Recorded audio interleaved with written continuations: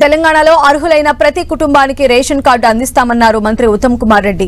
ప్రజలు ఆందోళన చెందాల్సిన అవసరం లేదన్నారు. కరీంనగర్ జిల్లా పర్యటనలో భాగంగా మానుకొండూరులో మాట్లాడిన ఆయన అర్హులైన చివరి కుటుంబానికి రేషన్ కార్డు అందించే వరకు ఈ ప్రక్రియ కొనసాగుతుందన్నారు. ఇప్పటికే ఉన్న రేషన్ కార్డులు తొలగించడం లేదని క్లారిటీ ఇచ్చారు మంత్రి ఉత్తమ్.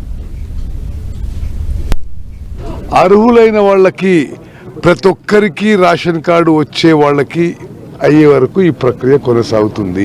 ప్రతి ఒక్కరికి అర్హులైన వారికి చివరి వ్యక్తి వరకు రేషన్ కార్డు వచ్చే వరకు ఈ ఎక్సర్సైజ్ మేము కొనసాగిస్తాము. 10 ఏళ్లలో వాళ్ళ హయాంలో 40,000 మందికి అదనంగా బెనిఫిట్ వచ్చింది రేషన్ కార్డు. మేమేం చేస్తున్నాం, వాళ్ళు 10 ఏళ్లలో అంత చేస్తే 1 ఇయర్లో అదనంగా జనాభాలో మరో 40 లక్షల మందికి ఉచిత రేషన్ మరి ఆ ప్రజలను చెందే విధంగా మేము ఇప్పుడు చర్యలు తీసుకుంటున్నాం.